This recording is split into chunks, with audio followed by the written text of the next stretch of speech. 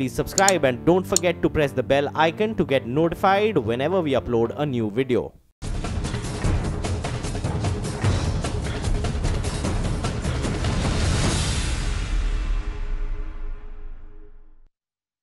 या फिर जगन मोहन रेड्डी जैसे नए दोस्त एनडीए का हिस्सा बन सकते हैं।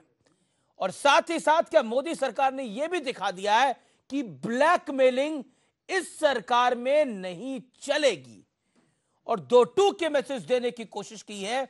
यह स्थिर सरकार है, इस देश की जनता ने स्थिर सरकार को सुना है और देश पहले है, बाकी चीजें बाद में है। आज इसी पर होगी जबरदस्त जोरदार टक्कर, पहली बार एनडीए के कुनबे में दरार। आंध्र प्रदेश के लिए स्पेशल स्टेटस का दर्जा मांगने वाले चंद्रबाबू नायडू की सियासी सौदेबाजी का एंड हो ही गया। कई दिनों से चली आ रही अटकलें सच साबित हुई और टीडीपी के दोनों मंत्रियों ने केंद्र सरकार से इस्तीफा दे दिया। जिन मंत्रियों ने इस्तीफा दिया उनमें नागरिक उड्डयन मंत्री गजपति राजू और वाईएस चौधरी शामिल हैं। दोनों ने प्रधानमंत्री को इस्तीफा सौंपा है। Party has directed us to resign from the government and continue with the NDA. We support the NDA and we are doing precisely that. We have called on the Prime Minister. It's not that he doesn't know what the issues are. Promises given by the then Prime Minister Dr. Manmohan Singh on the floor of the Rajya Sabha, we have to pursue. We have been doing that job. Now probably being members, independent members, without being a member of the Council of Ministers, we will have better leeway and freedom to go and pursue those issues. इससे पहले चंद्रबाबू नायडू और प्रधानमंत्री मोदी के बीच करीब 10 minute की बातचीत हुई। इसके बावजूद कोई सुलह नहीं हो सकी। हालांकि टीडीपी अभी भी एनडीए का हिस्सा बनी रहेगी। वहीं इस मामले पर सियासी संग्राम भी गरमाया हुआ है। सेबर रैटलिंग जो कर रहे हैं, धमका रहे हैं, मगर निकले नहीं ना। 2 मंत्री रिजाइन करने से क्या होगा? तो ये लगता है कि ये कोई मैच फिक्सिंग के जैसे चल रहा है। उधर वित्त मंत्री अरुण जेटली आंध्र को स्पेशल स्टेटस देने की मांग पहले ही ठुकरा चुके हैं। I do believe firmly that the state needs assistance, and in whichever way it is constitutionally permissible to pay that amount equivalent to the special status. Andhra Pradesh और लोकसभा चुनाव में करीब 1 साल का वक्त बचा है। ऐसे में तेलुगु देशम पार्टी के इस कदम को चुनाव से जोड़कर देखा जा रहा है। हालांकि ये भी कहा जा रहा है कि अगर टीडीपी एनडीए का साथ छोड़ती है तो बीजेपी के साथ जगन मोहन रेड्डी का भी विकल्प खुला है, जिनकी पार्टी का आंध्र प्रदेश में काफी मजबूत जनाधार है। आज इसी मुद्दे पर होगी जोरदार टक्कर, सियासी सौदेबाजी का द एंड। और टक्कर में आज के सवाल है, स्पेशल स्टेटस के बहाने सियासी सौदेबाजी हो रही थी, ब्लैकमेलिंग हो रही थी, जिस पर मोदी सरकार ने लगाम लगाई है। आज मंत्रियों के इस्तीफे के बाद टीडीपी एनडीए से भी क्या अलग होगी? हालांकि अभी फिलहाल बोला गया कि एनडीए का पार्ट रहेंगी। क्या बीजेपी गठबंधन के सहयोगियों को साधने में, बीजेपी गठबंधन सहयोगियों को साधने में नाकाम रहा है? आज के सीधे सवाल इसी पर पूछे जाएंगे। और मेरे साथ आज के इस पैनल में डॉक्टर सुधांशु मित्तल हैं। अपना व्यू पॉइंट शेयर करने के लिए मेरे साथ आज नवाब मलिक जुड़ रहे हैं, एनसीपी के। जेडी सीलम है, कांग्रेस के नेता हैं। राजीव रंजन है जेडीयू से। घनश्याम तिवारी जुड़ रहे हैं, समाजवादी पार्टी के नेता। और अमीर हैदर जैदी साहब है, सीपीआई के। सबसे पहले मैं भारतीय जनता पार्टी के पास जाता हूं और सीधा उन्हीं का रुख करता हूं। आपसे मेरा सीधा सवाल है आज, सुधांशु मित्तल साहब, आपकी राय के अंदर आखिरकार ये एनडीए को झटका है या फिर ये मोदी सरकार को झटका है? मैं इसको झटके के परिप्रेक्ष्य में नहीं देखता हूं, क्योंकि जहां तक एनडीए का सवाल है, आपने अगर राजू जी का बयान देखा होगा, सबका बयान देखा होगा, टीडीपी अभी भी एनडीए का अंग है और सरकार के समर्थन में खड़ी है। हां, प्रश्न यह है कि सरकार से उन्होंने इस्तीफा दिया है। अच्छा होता अगर इस्तीफा नहीं देते, क्योंकि एनडीए में हमेशा हमारी भावना रही है कि सब लोग जो है सत्ता में, हर राज्य की और हर पार्टी की जिसका हमारे साथ गठबंधन है उसकी भूमिका रहनी चाहिए, भागीदारी रहनी चाहिए जी। जिन जिन राज्यों में हमने अपने दम पे भी सरकार बनाई है, वहां पे भी अगर सहयोगी दल हैं तो हमने उनको साथ लेकर सरकार बनाई है, साथ लेकर सरकार चला रहे हैं। तो स्पष्टता से कोई भी दल सरकार के साथ बना रहे, ऐसी तो हर एक की इच्छा होती है। अब परिस्थितियां स्थानीय राजनीति के परिप्रेक्ष्य में कुछ ऐसी स्थितियां उत्पन्न हुई कि जिन्होंने सरकार से इस्तीफा दिया है। बातचीतें चलेंगी, कोशिशें होंगी, और जैसा मैंने कहा कि क्योंकि हमारी भावना हमेशा रही है गठबंधन में, लेकिन सुधांशु, राजनीतिक संगठन जो हमारे गठबंधन, सुधांशु मित्तल, लेकिन एक चीज, क्योंकि अटल बिहारी वाजपेयी के दौर में भी आपने गठबंधन की सरकारें चलाई है। ये वही टीडीपी थी जो अटल बिहारी वाजपेयी की सरकार को भी बहुत परेशान करती थी, और मुझे अच्छी तरह से याद है कि प्रमोद महाजन कई बार इनको मनाने जाते थे और मान मनोबल हो जाता, मान जाते थे। लेकिन इस बार आप लोगों ने मनाने की कोशिश भी की, लेकिन बात नहीं बनी, क्यों? अमित जी, ऐसा होता है कि कभी इन चीजों में बहुत आयाम होते हैं, बहुत दृष्टिकोण होते हैं, और स्थानीय राजनीति के बहुत से कंसिडरेशन होते हैं जिनकी वजह से कुछ निर्णय लिए जाते हैं।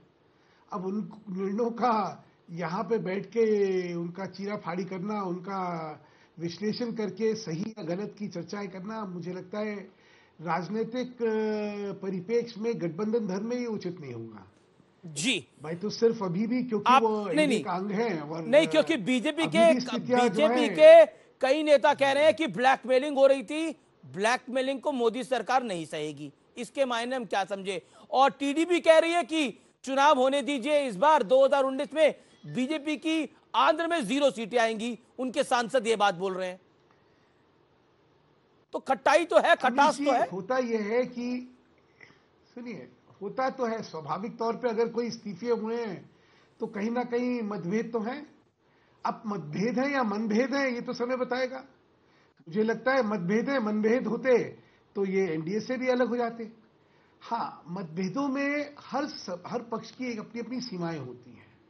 जैसे स्पेशल स्टेटस का जो विषय है, जी, उसमें किसी भी सरकार की अपनी संवैधानिक सीमाएं हैं, और संवैधानिक सीमाओं के अलावा क्योंकि ये गणतंत्र है, एक पूरा राज्य का एक जमावड़ा है, एक राज्य के लिए दूसरे राज्यों की अपेक्षा होना या उनके आकांक्षाओं में आप दोहरी नीति अपनाएं, इसमें भी बड़ी समस्या है। मेरे साथ जेडी सीलम साहब हैं, इतने आसान जी।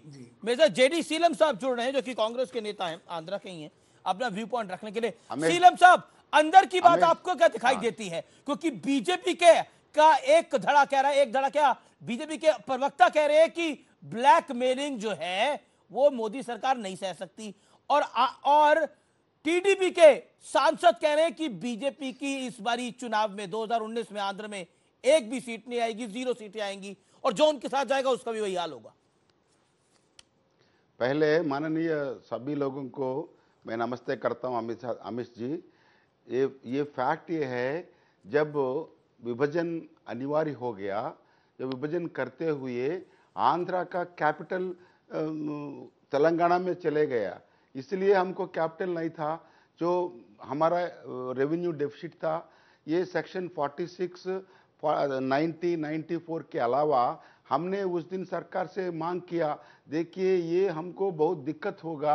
अभी भी माननीय वित्त मंत्री मान रहे हैं आंध्रा के साथ अन्याय हुआ, as a compensatory measure special category status दिया गया।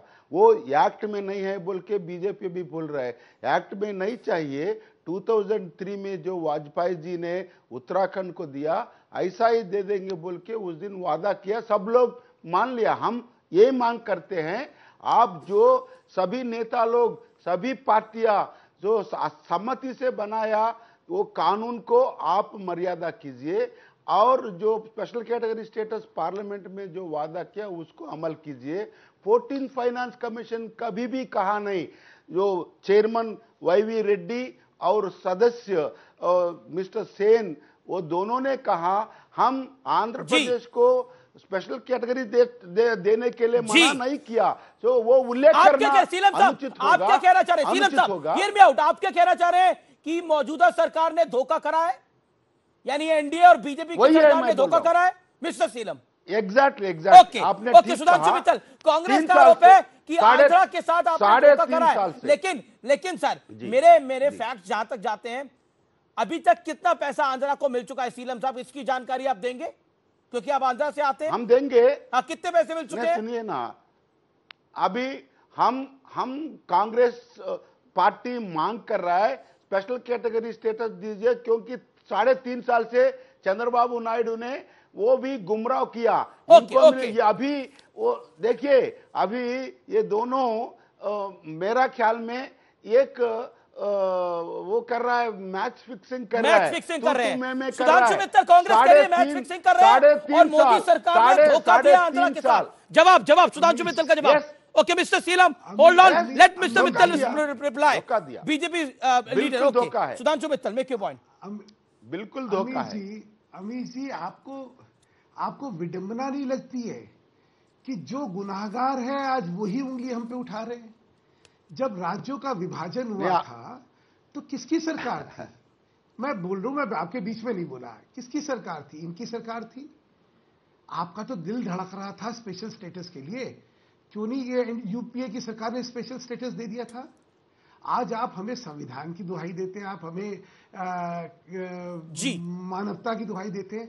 अरे भाई, आप ही की सरकार थी, आपके लिए तो 2 मिनट का काम था। आप तो कह रहे हैं ना कि हम जो है अगर आ गई तो हम आपको स्पेशल स्टेटस दे देंगे। आपने ही बनाया था, दे देते। ये हाथी जवाब ओके, सीलम साहब का जवाब। Sudhanshu you made your point. Seelam साहब 30 सेकंड का जवाब, फिर मैं डिबेट ओपन करता हूं। मैं लेफ्ट के पास चलता हूं, एनसीपी के पास जाता हूं। 20 फरवरी को एक्ट पास किया पार्लियामेंट में। 27 फरवरी राष्ट्रपति का अनुमोदन आया। मार्च 1 को कैबिनेट मिलके अप्रूव करके प्लानिंग कमीशन को लागू करने के लिए बोला, जैसे उत्तराखंड के प्रक्रिया किया गया। ये लोग 5 मार्च को चुनाव समिति आ गया, इलेक्शन कोड आ गया, उसके बाद 10 महीने प्लानिंग कमीशन रहा। ये लोग वादा किया हम 10 साल दे वादा किया, निभाया नहीं। सुधांशु मित्तल आपने वादा किया, निभाया नहीं। लेकिन मैं अमीर हैदर जैदी को लेकर आ रहा हूं। जी सुधांशु को जो है गलत बयानी कर रहे हैं। जिस समय एक्ट आया था उस एक्ट के अंदर ही स्पेशल स्टेटस का ये प्रोविजन ला सकते थे, नहीं लेके आए। ओके सर, मुझे पता था कि करना नहीं है। इसको dilatory tactics. You made your point sir, you made your point sir. Okay sir, you made your point. Sudhanshu you made your. Zaidi साहब, इस पूरे घटनाक्रम को आप कैसे देखते हैं, क्योंकि ये सेटबैक है एनडीए के लिए? देखिए, जिस तरह से वोटरों से झूठ बोला गया, उस तरह से छोटे दलों से भी मोदी जी ने झूठ बोला है। बीजेपी ने जो जीताराम मांझी भी इनसे चालाक हो गए। जो एनडीए में जो भी छोटे छोटे दल हैं वो अपना वजूद समाप्त भी कर रहे हैं। सुन लीजिए, बीजेपी से तो छोटा है ना, वजूद ही समाप्त होता नजर आ रहा है। अगर उन्हें अपना वजूद बना के रखना है तो एनडीए से आज ना कल दूर चले जाएंगे। इस घटनाक्रम को आप रीड कैसे करते हैं? सुन लीजिए, जुल्म की कश्ती डूबने वाली है और जो ठीक तरह के लोग हैं, जो अच्छी मानसिकता के लोग हैं, वो इस कश्ती से एक एक करके उतरना शुरू हो गए और हो जाएंगे। टीडीपी तो ब्लैकमेलिंग कर रही थी। अब वो ये सुन लीजिए, अब जब इनका साथ छोड़ के जा रहे हैं तो ब्लैकमेलिंग कर रही थी। जब तक इनके साथ थे तो वो बिल्कुल दूध के धुले हुए थे, गंगा में स्नान करा के पवित्र थे। 2019 से पहले छोड़ने के मायने क्या हैं? 2019 से छोड़ने के मायने यही है कि बताया ना, जुल्म की कश्ती डूब रही है। सबको पता है जो इन्होंने हरकत की है। महात्मा गांधी तलक की आज मूर्तियां इन्होंने तोड़ दी। हत्यारे पूरा देश जानना है। तो इसका बीजेपी का जहाज डूब रहा है। जो अच्छे किस्म के लोग हैं, अच्छी सोच वाले लोग हैं, वो इस जहाज से एक एक करके उतर रहे हैं। अगर उन्होंने अपना वजूद बचा के रखना है तो। जेडीयू तो साथ, नीतीश कुमार तो साथ में। नीतीश कुमार भी घुटन महसूस कर रहे हैं। वो विपक्ष के प्रधानमंत्री के उम्मीदवार हुआ करते थे, आज वो चपरासी के उम्मीदवार भी नहीं। नहीं, देखिए ये मुख्यमंत्री हैं, वो मुख्यमंत्री बस वही है, उससे आगे नहीं है। आपत्तिजनक रिस्पॉन्ड करने दीजिएगा। आपत्तिजनक। अमीश देवगन जी, और चपरासी भी इज्जतदार जवाब देने दीजिएगा। Okay, Rajiv Ranjan, respond to. देखिए, सबसे पहले एक गंभीर बहस, मैं अभी केवल इनके सवाल का जवाब दूंगा। इन्हें कोई अधिकार नहीं है इस तरह से अमर्यादित टिप्पणी करने का। इन्हें अपनी हद में रहना चाहिए। ये पैनल की मर्यादा नहीं समझते हैं और लगातार बहस को एक गलत दिशा में ये डिरेल करने की कोशिश उम्मीदवार थे। इसके बाद मेरी जब बारी आएगी मैं बात करते थे नीतीश कुमार। आप चिंता मत कीजिए, आप अपनी चिंता कीजिए। आपका सूरज डूब रहा है, आपका सूरज डूब रहा है, तो वो खुद घुटन महसूस कर रहे हैं। तो ऐसा लग रहा है आपका नामो निशान मिट रहा है। मेरा नामो निशान नहीं मिट सकता। मेरा आप नाम अपनी और परवाह निशान नहीं कीजिए। मिट सकता। बिल्कुल मेरी नहीं, विचारधारा अपनी से परवाह जुड़ा आपके बीच में नहीं आप बोले लोग थे, सत्ता से जैदी जुड़े साहब हुए जी, हैं। आपके बीच में सत्ता नहीं से बोले। जुड़ने वाला और मिस्टर विचारधारा से जैदी, जुड़ने वाला अलग जैदी अलग साहब, होता है। नहीं देखिए, अब आप उनको ये जवाब देने अच्छी दीजिए बात ना, आपके नहीं बीच में है। बोलने आप दीजिए ना वो। हर बहस या तो इनका माइक कंट्रोल आप करिए, इस तो हर हम भाग नहीं बहस ले रहे हैं। ये एक तरीका नहीं है जैदी साहब, late him make his point. हाँ हाँ बोलिए। नहीं, उनको आप अपनी बात रखने देंगे ना। आप किसी स्टेट के मुख्यमंत्री को चपरासी से कंपेयर कर रहे हैं। मैं तो नहीं, विपक्ष नहीं, के आपने उनके गलत बोला, सम्मान आपने- बता रहा था, आपने कितना गलत सम्मान बोला था। वो। आपने नहीं, गलत बोला। उनका I कितना object to सम्मान it. था विपक्ष के अंदर। मैं प्रधानमंत्री के उम्मीदवार हुआ करते थे, मोदी जी के पेडलर थे, सुधांशु मित्तल, मोदी जी के बराबर के नहीं, नेता आप थे। रखेंगे तो आज ठीक है, कितने बड़े नेता देश के जैदी साहब, नीतीश कुमार। क्या तरीका है? Sudhanshu Mittal is saying something. Sudhanshu Mittal 20 second में क्यों 20 सेकंड। नहीं, अमीश अमीश जी, जी, ठीक। मैं हल्के स्तर के लोगों से चर्चा नहीं करूंगा। इन्होंने अभी बातचीत में कहा हमें हत्यारा कहा, ऐसे लोगों से मैं चर्चा करने क्यों वाला भाई? नहीं। इनका अस्तित्व क्या है? वो नहीं है। आप इसलिए कृपा करके इनके साथ मेरे को डिबेट नहीं करवाइएगा। नहीं देखिए, ये भी हमारे पैनलिस्ट है, लेकिन इन्होंने एक ऑब्जेक्शनेबल बात बोली। आई ऑब्जेक्टेड इट कंप्लीटली। राजीव अगर आप इनके मर्यादाओं में इनको हत्या कहने की इजाजत देंगे तो अपने को चर्चा नहीं करनी है। मैं किसी त्रिपुरा के अंदर क्या कर रहे थे आप? बांसुरी बजा रहे थे। जब से आप सत्ता में आए हैं, कम्युनिस्ट पार्टी के कार्यकर्ताओं की हत्याओं का सिलसिला रख रखा है। आपने त्रिपुरा को बनाना रिपब्लिक बना दिया, देश नहीं देख रहा आपको। अच्छा ठीक है, आप ये डिबेट किस विषय पर है, उस विषय पर रहने दीजिए। मैं उसमें बोलने नहीं रुकिए चाहता था आप, जैदी साहब। Rajiv Ranjan, respond to mister Zaidi now. Respond to mister Zaidi. Rajiv Ranjan, देखिए, सबसे पहली बात तो ये है कि आज जिस बहस को लेकर हम यहाँ बैठे हैं, हमारा ये मानना है कि संसाधनों के असमान वितरण से जो देश में असंतुलन पैदा हुआ, कुछ राज्यों को ज़्यादा विकास का लाभ मिला, कुछ राज्य अविकसित रहे।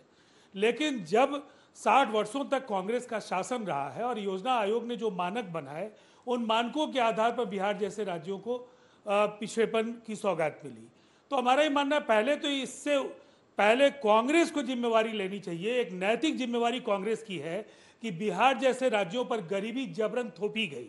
फ्रेट इक्वलाइजेशन के जरिए बिहार को 1.5 लाख करोड़ रुपए का नुकसान हिंदुस्तान की आजादी से झारखंड के बनने तक में हुआ है जी।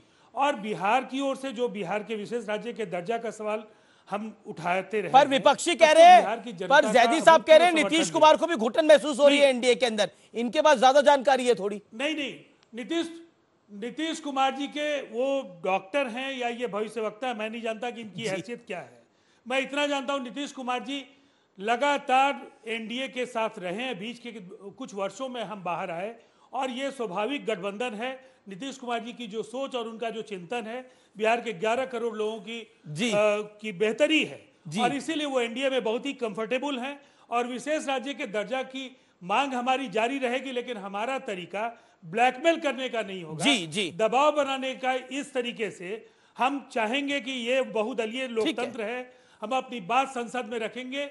ये परिस्थिति होगी कि 14 फाइनेंस कमीशन ने जो चीजें सामने रखी हैं, उससे किस तरह से बिहार के विशेष ठीक है। नवाब मलिक, जो इस समय दिल्ली में घटनाक्रम हुआ है, इसको आप कैसे आंकते हैं? What is your take Nawab Malik on this? Quick point.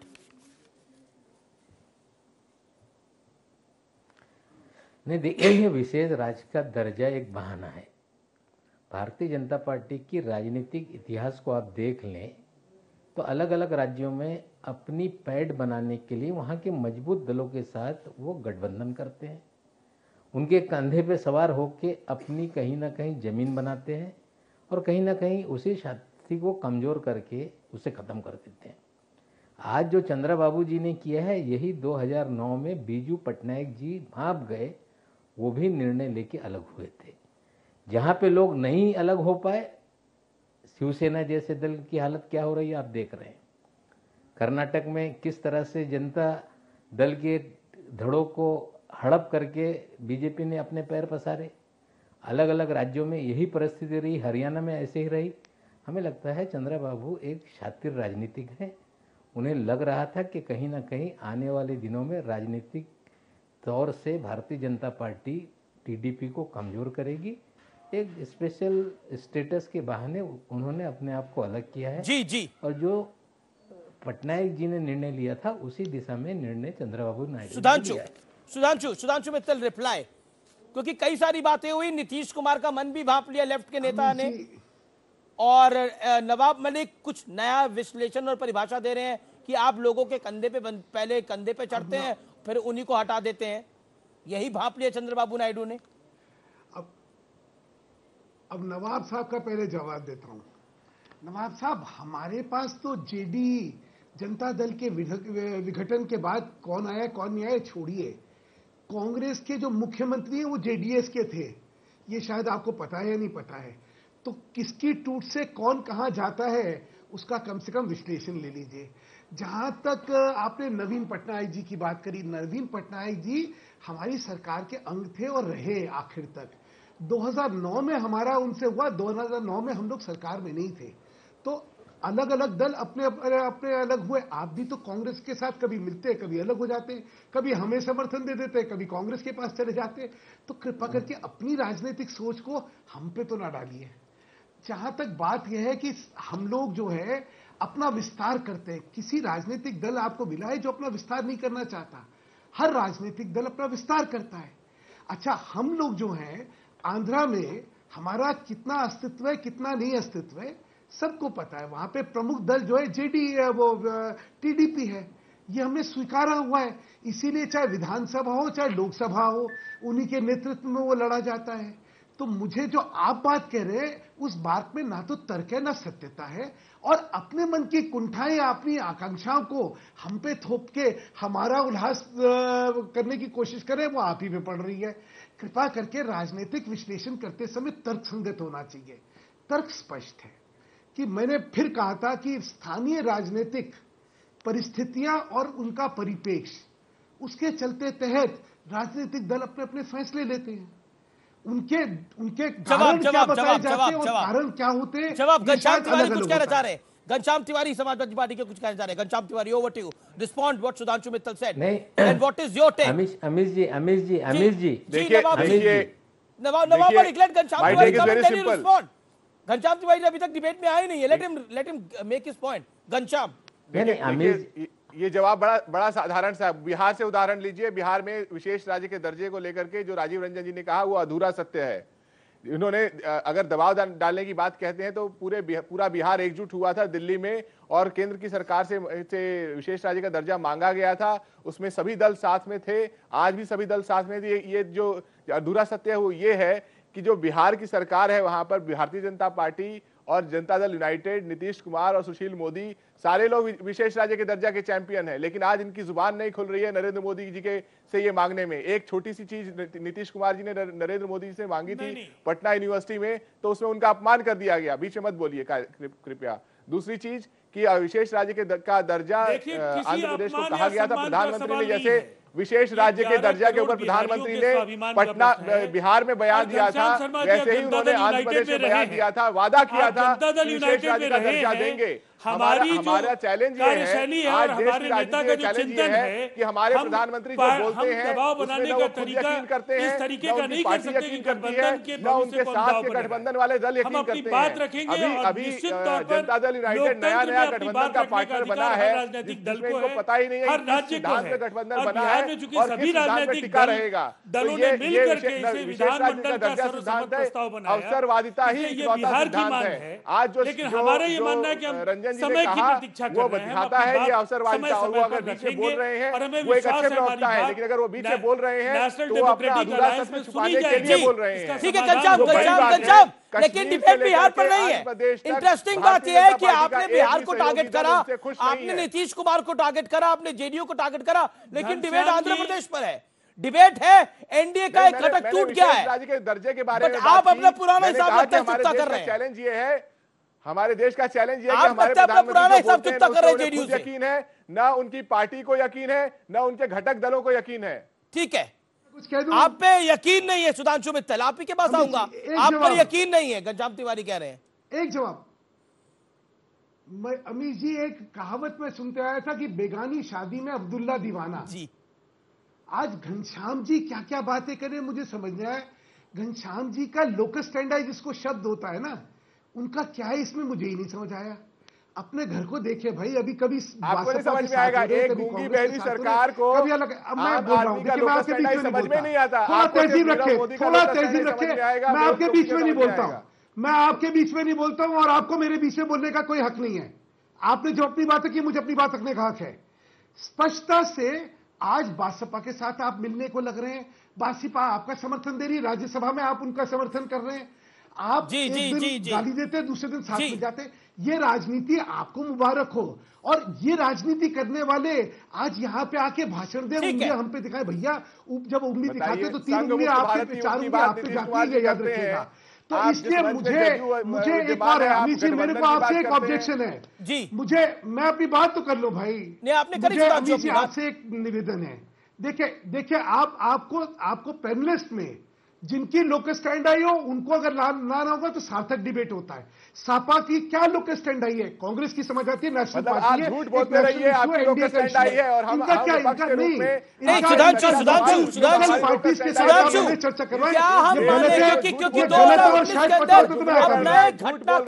नए गठबंधन बनेंगे इस नए घटनाक्रम के अंदर। नहीं देखिए, सुधांशु होल्ड ऑन। ऐसे लोगों की अपशब्द और भाषा का जो है, जो प्रयोग हो रहा है, उसकी मैं सख्त आपत्ति उठाता हूं। भाषा की मर्यादाएं उल्लंघन करके जो बातें हो रही है, ठीक नहीं है जी। मैं बिल्कुल पॉइंट पर आना चाहता हूं। 2019 से पहले ये जो गठबंधन टूट रहे हैं और बन रहे हैं, इसके मापदंड क्या हैं? मैं सीधा नवाब मलिक आपका रुख करता हूं। क्या आपको लगता है इस देश में गठबंधनों की रीअलाइनमेंट हो रही है, ये माना जाए 2019 से पहले, और हम कई नए गठबंधनों को बनते हुए देखेंगे? नवाब मलिक।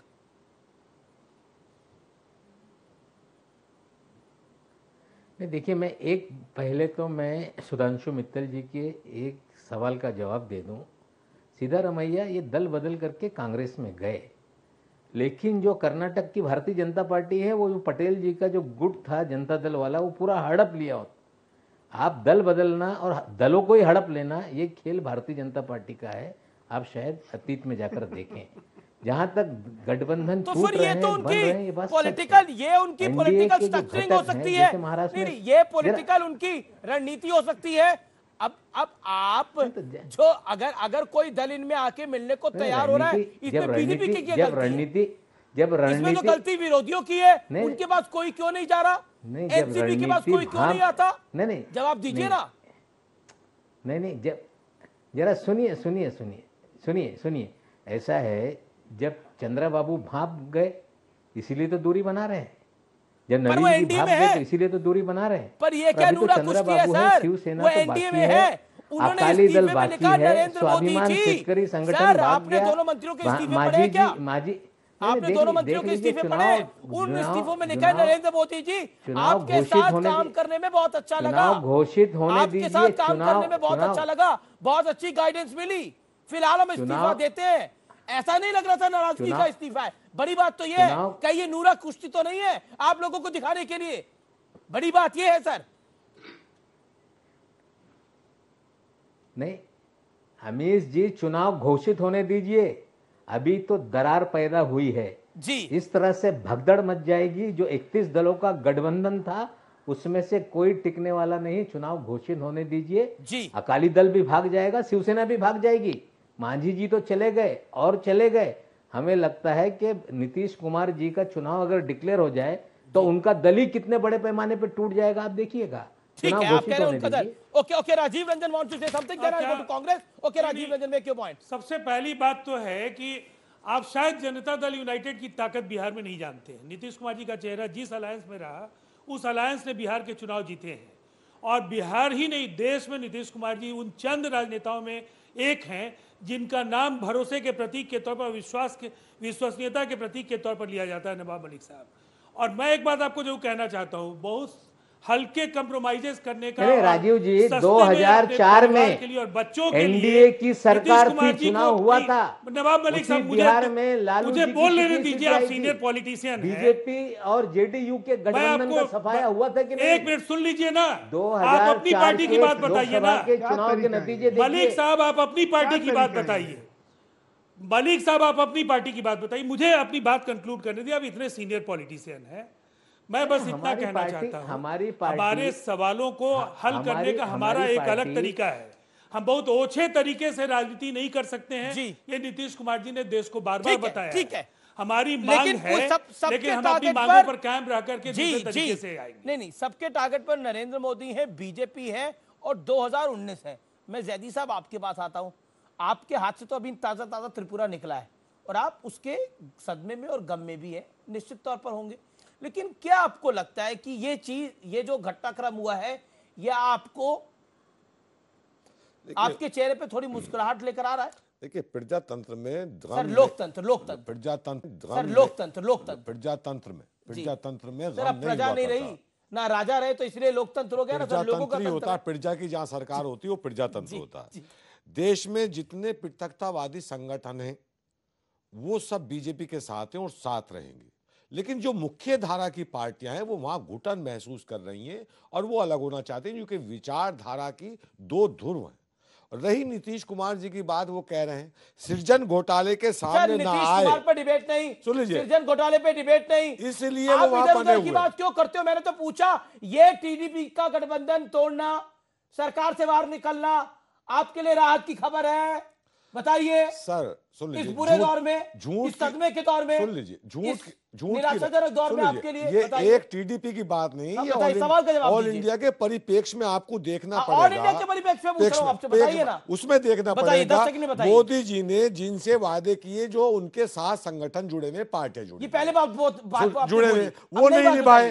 देश से जो वादे किए वो नहीं निभाए। पृथकतावादी संगठनों से इन्होंने समझौते कर लिए, वो सारे कलंक इनके बात है। बैंक लूट इनकी जिम्मेदारी आ रही है। जो धनिया बेच के करोड़ों कमाते वो देश को नहीं बताते, पकोड़ा तलने की नीति देश को बताते हैं।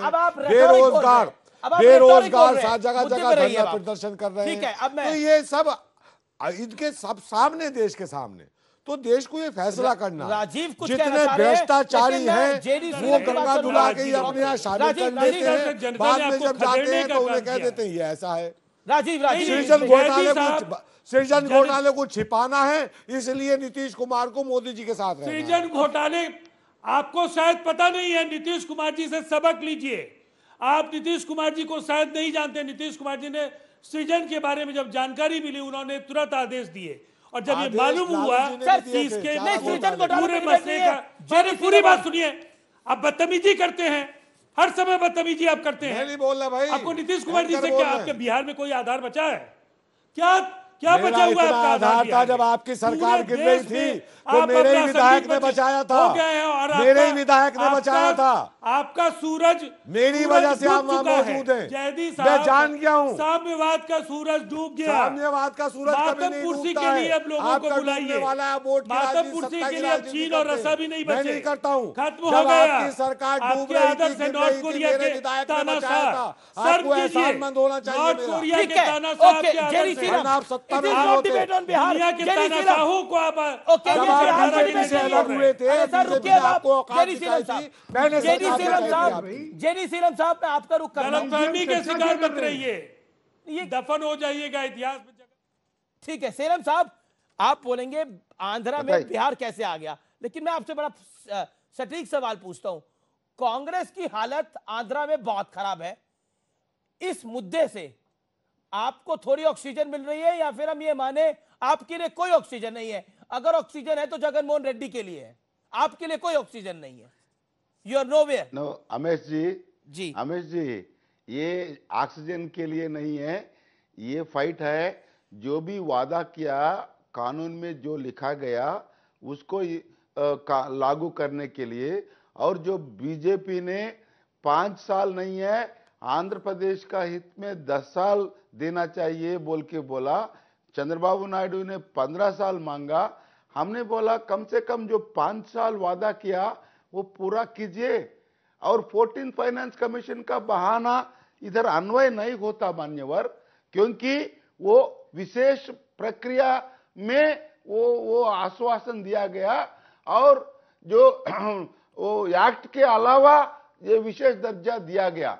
तो इसलिए 4 साल लगातार कांग्रेस पार्टी, माननीय सोनिया जी ने लोकसभा में उठाया, हम राज्यसभा में उठाया, अभी भी राहुल जी ने 2-3 बार आंध्रा में सभा किया और बाकी जगह पे उठाया। मेरा निवेदन ये है, बीजेपी कृपा करके आज जो वादा किया उसको निभाना है। जो कानून में लिखा गया सर्वसम्मति से सभी पार्टियों से, इसको अलग करना है, क्योंकि बाकी बाद में जो परिवर्तन आया उसको आंध्र प्रदेश को अन्वय नहीं करना है। जवाब सुधांशु मित्तल, जवाब ठीक है। सीएम साहब का जवाब सुधांशु मित्तल। आपने घड़ियाली आंसू बहाए जाते हैं, इसका तो सुना ही होगा, और ये इसका जीता जाता उदाहरण है। जैसे मैंने आपसे पृष्ठभूमि में कहा कि जिन्होंने ये कुकर्म कर रहे हैं आज वही हमसे जवाब पूछ रहे हैं। प्रश्न ये है कि ये सारी चीजें, एक तो आपने देर क्यों करी थी? हजारों लोगों ने अपनी जानें दे दी तेलंगाना के आंदोलन में ताकि राज्य जो है अलग बन सके।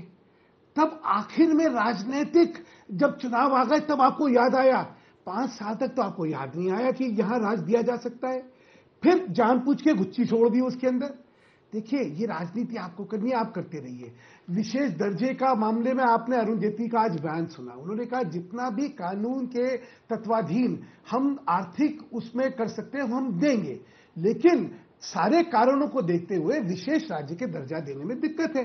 ये तो हमारी स्पष्टता से कथन इस मामले में। बाकी चंद्रबाबू नायडू जी ने मंत्रिमंडल से अपने को इस्तीफा दे दिया, एनडीए नहीं छोड़ा, तो अभी भी उनको कहीं उम्मीद है कि चीजों में आगे अच्छा हो सकता है। प्रश्न ये नहीं है। एक तरफ आप कहते हैं गठबंधन की राजनीति, गठबंधन की राजनीति में आज आपके पास जब गठबंधन के नाम पे लोग आपकी नेतृत्व स्वीकारने को तैयार नहीं है, तब आपको जो है दूसरों में जहां पे दिक्कतें दिखती है उसमें, जिसको कहते हैं you want to fish in troubled waters, please go ahead and do it. हमें क्या फर्क पड़ता है? हमें पता है कि क्या होने वाला है। देखिए आज क्या है, आज ये भी बैठे, सब जने बैठे हैं। राहुल गांधी जी की स्वीकार्यता नेतृत्व में जो यूपीए बनाना चाहती है क्या, ये अपने आप तय करें। इन्होंने डिनर बुलाया, डिनर पे प्रस्ताव कर दे कि राहुल गांधी के नेतृत्व में सब लोग लड़ेंगे, तब पता लगेगा। गठबंधन की राजनीति में बड़े दिल चाहिए होते हैं। गठबंधन की राजनीति में सत्ता का अहंकार नहीं चाहिए होता है। यहां राजनीतिक स्थितियां हर राज्य की देख के वहां पे संतुलन नए नए समीकरण बनते हैं। वो सत्यता है, वो वास्तविकता है। उसको राजनीति में गलत जामा पहना के जनता के सामने जो पेश करने की कोशिश करें, कभी चलता नहीं है। जनता बहुत समझदार है इस देश की। आपने अलग अलग संगठनों का नाम दिया, ये छोड़ गए हैं, ये छोड़ने की बात करते हैं। ओके, सीएम साहब का जवाब सुनिए। मित्तल साहब, you made your point, Mittal साहब, you made your point, Mr. Seelam respond. Mr. Seelam. Sudhanshu जी, हमने जो वो विभाजन प्रक्रिया, आपका भी भागीदारी है, आप और बाकी जो पार्टियां मिलके किया, कब किया, क्यों किया, आपको पूरा नेपथ्य मालूम है। जब हम इतना सिर्फ मुख्तसर सी बात है, आप जो कानून में सर्वसम्मति से आपने कानून में डाला वो लागू क्यों नहीं किया 4 साल। दूसरा, जो विशेष दर्जा, क्योंकि फाइनेंशियल डेफिशिएंसी को, रेवेन्यू डेफिसिट को ऑफसेट करने के लिए हैदराबाद हमको नहीं मिलना की वजह से, क्योंकि 50 साल से हम हैदराबाद को डेवलप किया, वो हैदराबाद तेलंगाना का हिस्सा बन गया। एज ए कॉम्पेंसेशन जो ज्यादा से ज्यादा केंद्र से पैसा आने के लिए स्पेशल कैटेगरी दर्जा दिया गया। हमारा मांग है जो बाद में जो परिवर्तन हुआ वो हमको अन्वय नहीं होना है। पर आपको लगता है सीएम साहब सियासी सौदेबाजी होनी चाहिए, उसके लिए ब्लैकमेलिंग होनी चाहिए? आप मुझे बताइए। ब्लैकमेलिंग का हम समर्थन नहीं करेंगे। इस देश में पूरा देश जरूरी है या एक स्टेट जरूरी है? क्या सियासी ब्लैकमेलिंग होनी चाहिए सीएम साहब? हम 12,500 करोड़ मिले और 13,000 करोड़ रुपए चाहिए, क्या इसमें ब्लैकमेलिंग होनी चाहिए? अमेश जी, हम एक राष्ट्रीय पार्टी है, प्रांतीय पार्टी नहीं है, रीजनल पार्टी नहीं है। हम कांग्रेस पार्टी सबका हित में काम करते हैं, सभी राज्यों का हित में काम करते हैं, लेकिन जो वादा किया वो वादा को निभाते हैं। सुधांशु मित्तल, आखिरकार आपने वादा क्यों नहीं निभाया? आप पे बार बार यह आरोप लग रहा है कि विशेष राज्य का दर्जा देना चाहिए था, लेकिन आपकी सरकार कह रही है हम विशेष पैकेज दे सकते हैं, दर्जा नहीं दे सकते। क्यों? हमको पैकेज नहीं चाहिए। जो प्रावधानों में सुधांशु जी, वो पैकेज नहीं चाहिए हमको, जो कानून में दिया गया, जो पार्लियामेंट में वादा किया गया। Former MOS finance mister JD Seelam, hold on. Former MOS finance JD Seelam, hold on. आपने क्यों नहीं कर दिया था ये? Let him respond now. Sudhanshu, मैं आपसे सीलम साहब बार बार पूछ रहा हूं कि आपने मुझे बताया कि 21 फरवरी या जो भी फरवरी को हुआ 2014 को, अरे भाई 2014 को क्यों करा था? 2013 में क्यों नहीं कर दिया? 12 में क्यों नहीं कर दिया? कोई ऐसी स्थितियां नहीं थी, तब आप राजनीति खेल रहे थे वहां पे। आप जो है वहां पे लोगों को बांट रहे थे, लोगों में आग लगा रहे थे। लेकिन आज की चर्चा देखिए अमित जी, आज की चर्चा ये है ही नहीं। अमित जी सुनिए ना, अमित जी आज की चर्चा क्या है? आज की चर्चा है गठबंधन की राजनीति की। मैं सीधा बोल रहा हूं। अमित जी आज की चर्चा आंध्र प्रदेश के स्पेशल स्टेटस नहीं है, आज की चर्चा है गठबंधन की राजनीति है। आज उस पर चर्चा करें, उस पर बात करें ना। गठबंधन की राजनीति में स्पष्टता से क्या है कि आप सीलम साहब जरा टॉपिक पढ़ लीजिए, आप पहले टॉपिक पढ़िए फिर बात करिए। आप यहाँ पे क्या चर्चा करने आए हैं उसकी बात करिए। अपने एजेंडा को आपको करना है, किसी और जगह जाके करेगा। यहाँ विषय है कि क्या गठबंधन की राजनीति में नए नए समीकरण बन रहे हैं, या गठबंधन की राजनीति में कौन टूटेगा कौन टूटेगा, ये बात है। Mister Seelam 30 second mister Seelam respond to Sudhanshu Mittal. Sudhanshu ji, ये गठबंधन राजनीति का समस्या चर्चा इसलिए हुआ क्योंकि आपने आपका वादा नहीं निभाया, इसलिए उद्भव हुआ। 4 साल से आपने नहीं निभाया, इसलिए ये गठबंधन और ये पॉलिटिकल आपका और तेलुगु देशम का ड्रामा। मेरी दास्तान को जरा सा बदलकर मुझे ही सुनाया सवेरे सवेरे। धोखा आपने दिया, दगा आपने दिया, इल्जाम मुझ पे। अरे वही कमाल है आपका। नवाब मलिक, मुझे तो ये लग रहा है कि टीडीपी के बहाने ये मोदी वर्सेस ऑल की लड़ाई हो रही है। हम राजनीति करने नहीं। Nawab Malik, make your point. Nawab Malik, let Nawab Malik come in. Nawab Malik, make your point. आप लोग विशुद्ध राजनीति के अलावा और कुछ करते ही नहीं है। अमित जी, जिस तरह से सुधांशु जी कह रहे हैं कि भाई गठबंधन की चर्चा मर्यादित, क्यों गठबंधन टूट रहा है, वही सीलम जी बोल रहे हैं। आप कह रहे थे कि पूरा देश है, कि आंध्र प्रदेश है। जब मोदी जी बिहार में जाते हैं तो नीलामी करके पैसे बांटने का ऐलान करने का काम करते हैं, तब उन्हें पता नहीं होता कि चुनाव में आए हैं कि देश चलाने का काम कर रहे हैं। हमें लगता है अगर आप आस जगाते हो, वादे करते हो, तो उसको पूरा करने की जिम्मेदारी प्रधानमंत्री जी की है, केंद्र सरकार की है। और नहीं करोगे तो निश्चित रूप से लोग छोड़ के जा रहे हैं। और हमें लगता है एक चर्निंग हो रहा है देश में। हमें लगता है कि नए समीकरण बन रहे हैं। उत्तर प्रदेश में भी नए समीकरण का जन्म हो रहा है, तो एक नया समीकरण देश में बनेगा। ठीक है, तो जैसे जैसे क्या होगा वो नया समीकरण, क्या होगा वो नया समीकरण, ब्रेक के बाद उसकी भी बात करेंगे। और $1,00,000 की बात भी होगी, जो वाकई बहुत बड़ी बात होगी, लेकिन छोटे से अंतराल के बाद 2 मिनट का ब्रेक है।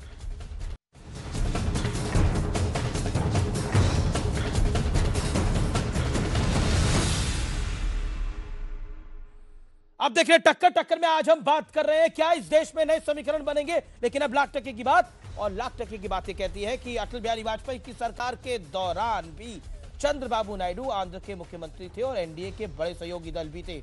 उस वक्त भी नायडू समर्थन के बहाने आंध्र के लिए आर्थिक पैकेज लेने के आरोप लगते थे और खूब ब्लैकमेलिंग भी होती थी। मुझे अच्छी तरह याद है, स्वर्गीय प्रमोद महाजन साहब कई बार मनाने जाते थे। और जो फिलहाल हमारे देश के उपराष्ट्रपति वेंकैया नायडू भी एक बड़ी भूमिका निभाया करते थे। तो ये नायडू साहब की जो स्टोरी है, इसके पीछे एक बड़ी हिस्ट्री भी है। लेकिन नए समीकरण क्या होंगे, मैं सीधा रुख करता हूं। लेफ्ट क्या कांग्रेस के साथ जा सकता है? जयदी साहब, चूहे बिल्ली की बात बाद में होगी, पहले लेफ्ट क्या कांग्रेस के साथ जा सकता है? सीधा सवाल। देखिए, नीतियां नेता बनाती हैं और समान विचारधारा एक दूसरे के करीब आएंगी। और चंद्रबाबू नायडू ये उस विचारधारा के नहीं है, कुछ मौके परस्ती के कारण या किसी वजह के कारण। चंद्रबाबू नायडू मौका परस्त है, किसी वजह के कारण, आप कांग्रेस किसी वजह से एनडीए के साथ चले गए थे। आपकी विचारधारा में मेल खाती है, बताइए। केरल में लड़ते हैं आप एक दूसरे से, तो केरल में बोलिए ना ये बात जाकर। सुन लीजिए, किसी वजह से वो वहां चले गए थे, घुटन महसूस कर रहे थे, वो अलग हो गए। अच्छा, अब मैं कांग्रेस पे आ जाता हूं, कांग्रेस पे आ जाता हूं। आप बीजेपी पे बोलेंगे, चंद्रबाबू नायडू पे बोलेंगे, अपने आप पे नहीं बोलेंगे? अपने आप पे बोल रहा हूँ। मेरी विचारधारा समाजवादी विचारधारा है, मेरी विचारधारा सबका साथ, सबका विकास, सबका सम्मान। सर पब्लिक को नहीं पता विचारधारा क्या है, पब्लिक ये जानना चाहती है लेफ्ट कांग्रेस के साथ आएगी 2019 के लिए, मोदी को हराने के लिए। जवाब दीजिए, मोदी को हराने के लिए लेफ्ट कांग्रेस के साथ आएगी? हम विचारधारा से समझौता नहीं करते। अच्छा, नहीं करेंगे, मतलब नहीं आएंगे साथ में। और कांग्रेस की विचारधारा पृथकतावादी नहीं है, बीजेपी की विचारधारा पृथकतावादी और पृथकतावादी संगठन उसके साथ है। और जो राष्ट्रीय पार्टियां हैं, मुख्य धारा की पार्टियां हैं, उन्हें बीजेपी से अलग होना ही। जनाब आप कहना क्या चाह रहे हैं, मुझे समझ ही नहीं आ रहा। आप साथ जाएंगे नहीं जाएंगे? पूर्वोत्तर राज्यों के अंदर जिन जिन के साथ बीजेपी ने समझौता किया, उनकी आइडियोलॉजी आप देख लीजिए। बीजेपी का छोड़िए, सुधांशु मित्तल बोल लेंगे, आप अपनी पार्टी का बोलिए ना। नायडू पृथकतावादी नहीं है, नीतीश कुमार पृथकतावादी नहीं है, वो मुख्य धारा की पार्टी है, आप कांग्रेस के साथ जाएंगे नहीं जाएंगे? पार्टी उन्हें अलग ही होना है वहां पे। ठीक है, आपके पास जवाब नहीं है। सीलम साहब, क्या आपको लगता है नायडू के साथ आपका समझौता हो सकता है आने वाले दिनों में? आपका तो कुछ खास बचा नहीं है आंध्रा के अंदर, इसलिए मैं पूछ रहा हूँ ये सवाल। मुझे नहीं लगता है, क्योंकि हमारा आरोप है ये स्थिति के लिए कितना बीजेपी कारण है, वो चंद्रबाबू भी वो इतना ही कारण है। क्योंकि ये 3.5 साल से चंद्रबाबू जी ने जो बीजेपी का वो उनका पक्ष में बात करके लोगों को गुमराह किया। अभी बीजेपी का ग्राफ गिर रहा है पूरा देश में, वो मौका लेकर कुछ वो हरकत कर रहा है, उसको कांग्रेस को ये पॉलिटिक्स में कोई लेने देने का नहीं है मान्यवर। ठीक है, पॉलिटिक्स में कुछ इस मामले में लेना देना नहीं है। सुधांशु का जवाब लेना जरूरी है। सुधांशु मित्तल, मामले में बीजेपी का ग्राफ गिर रहा है। सुधांशु मित्तल, सोनिया जी ने सारी पार्टियों को बुलाया है गठबंधन के दृष्टि से अपने आप भुजन पे, और तेलुगु देशम आंध्रा का मामले में दिया है, आंध्र प्रदेश का मामले में, मैं अपने मामले में नहीं, क्यों टीडीपी जा नहीं रही है मेरी जानकारी के मुताबिक उधर। श्रीमती सुनिए, नहीं वो अलग बात है, लेकिन इन्होंने तो उनको बुलाया है। ये सेलम जी अभी आपके सामने कह रहे उनके साथ गठबंधन नहीं हो सकता, वो अलग है, उन्होंने ये करा था, और रात्रि भोजन पे आप ही उनको बुलाने में लगे हुए। अरे भाई स्पष्टता से कहिए, हम अवसरवाद की राजनीति करेंगे, हमें सत्ता चाहिए हेन केन पेकेन, और उसमें हमें किसी से भी हाथ मिलाना होगा, हाथ मिलाएंगे। उसको विचारधारा का जामा पहनाना या उसको कोई मांग को लेके जामा पहनाने की बात करना, मुझे लगता है इससे बड़ी हिपोक्रेसी नाम की कोई चीज नहीं होती। Okay okay okay okay okay, जवाब सीलम साहब, सीलम साहब जवाब, सीलम साहब जवाब, 30 सेकंड का जवाब सीलम साहब। लेकिन सीलम साहब 30 second. Sudhanshu Mittal, Sudhanshu have a glass of water. हमने कहा, सुधांशु जी, हमने कहा इस स्पेशल कैटेगरी स्टेटस में हमारा राजनीति का नहीं है, ये बीजेपी और तेलुगु देशम दोनों मिलके लोगों का वो विश्वास वही तो सुधांशु मित्तल ने बात बोली जो हमारी जानकारी में भी है कि सोनिया गांधी ने डिनर पे बुलाया है तेलुगु देशम को। तो मतलब आप चाहते हैं कि तेलुगु देशम के साथ सेटिंग हो जाए, सुधांशु जी के मुंह पे मना करेंगे, पीछे सेटिंग करेंगे, ये तरीका है? हमारा पीछे सेटिंग जानकारी नहीं है जी। हमेशा जी हमारे पास वो ये बड़ा अच्छा है, जब आप पकड़े जाइए तो जानकारी नहीं है। घनश्याम तिवारी, देखिए दुश्मनों को दोस्त बनते हुए हमने देखा है, हमने लालू और नीतीश को मिलते हुए भी देखा है। इस बेमौसम अलायंस में क्या हुआ उसका नतीजा भी हमने देश के सामने देखा। मायावती और अखिलेश यादव, बताइए, मायावती और अखिलेश यादव मिले हैं, बताइए उस अलायंस में क्या हुआ? यानी सर क्या उस अलायंस से तो नुकसान ही हुआ नीतीश कुमार का भी। मतलब बिहार में हर व्यक्ति का हर व्यक्ति के डीएनए टेस्ट किया गया। बिहार की जनता ने भारतीय जनता पार्टी को मुंह तोड़ जवाब दिया, और आप कह रहे हैं क्या हुआ? अब कांग्रेस के साथ जाएंगे आप, पत्रकारिता की अब कांग्रेस के साथ भी जाएंगे आप, अब कांग्रेस के साथ भी जाएंगे आप, होनी चाहिए। आप कांग्रेस के साथ गए थे, नतीजा खराब आया था, अब दोबारा कांग्रेस के साथ जाएंगे। बात बड़ी सी स्पष्ट सी है जी, इतनी सी बात जो इस डिबेट में बार बार आ रही है कि क्या प्रधानमंत्री जो वादा करते हैं उसका कोई मूल्य नहीं है। प्रधानमंत्री अगर बिहार में जाकर के विशेष पैकेज की बात करते हैं, राजीव रंजन कोई मूल्य नहीं है। आंध्र प्रदेश में विशेष राज्य की बात करते हैं, कोई मूल्य नहीं है। राजीव अगर उत्तर प्रदेश में आते हैं तो वो मैंने चुप होके तब तो राजीव नीतीश कुमार जी के चेहरे पर बिहार की जनता ने वोट किया है। राष्ट्रीय जनता दल और जनता दल यूनाइटेड के गठबंधन से ज्यादा महत्वपूर्ण था नीतीश कुमार जी का भरोसेमंद चेहरा, और लोगों को ये लगता था कि लालू प्रसाद जी को भी एक अवसर मिलेगा नीतीश कुमार जी के नेतृत्व में अपनी गलतियों को सुधारने का। जी, इसलिए घनश्याम जी उस शुक्रिया दौर में रहे हैं। मैं इस डिबेट को ही वाइंड अप करता हूं, लेकिन आपने देखा एक पुराना गाना है कि दुश्मन भी गले लग जाते हैं, और जब एक दुश्मन को हराना हो, यानी जब नरेंद्र मोदी को हराना हो तो कई दुश्मन गले लग जाते हैं, क्योंकि ये चुनाव है और 2019 क्या कुछ विपक्ष ना करवाए। आगे आगे देखिए होता है क्या। नमस्कार, फिलहाल टक्कर में।